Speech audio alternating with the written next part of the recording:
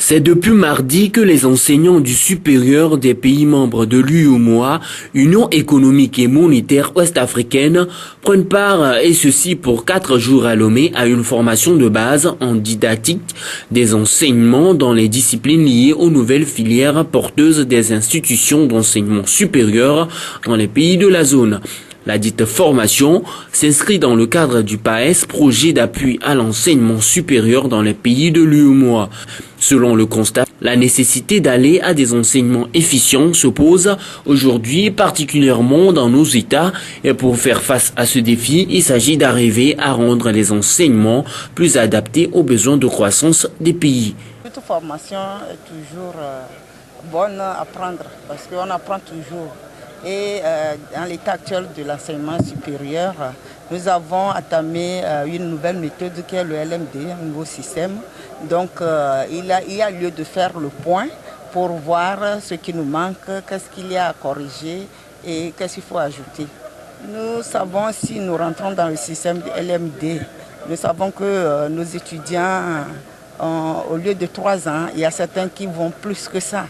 Et on veut une amélioration pour qu'il reste dans les 3 ans et au moins plus, tout au plus 4 années, c'est suffisant pour avoir la licence. Dans le système classique, on formait pour la connaissance. C'est surtout les gens, les diplômes, ils vont chercher des emplois. Maintenant, le nouveau défi ici avec le LMD, c'est qu'il faut former les gens pour les besoins du marché.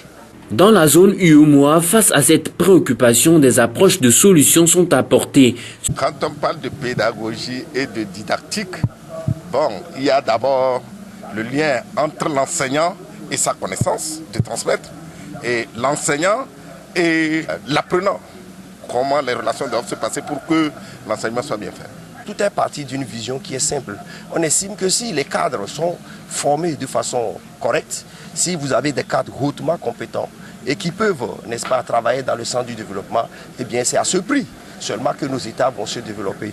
Et par rapport à l'objectif de l'atelier, c'est de faire en sorte qu'au sortir de cette formation, que les enseignants puissent améliorer leur pratique didactique dans les filières porteuses. Vous savez qu'il y a eu 22 filières qui ont été identifiées et ce sont des filières qui sont des filières professionnelles.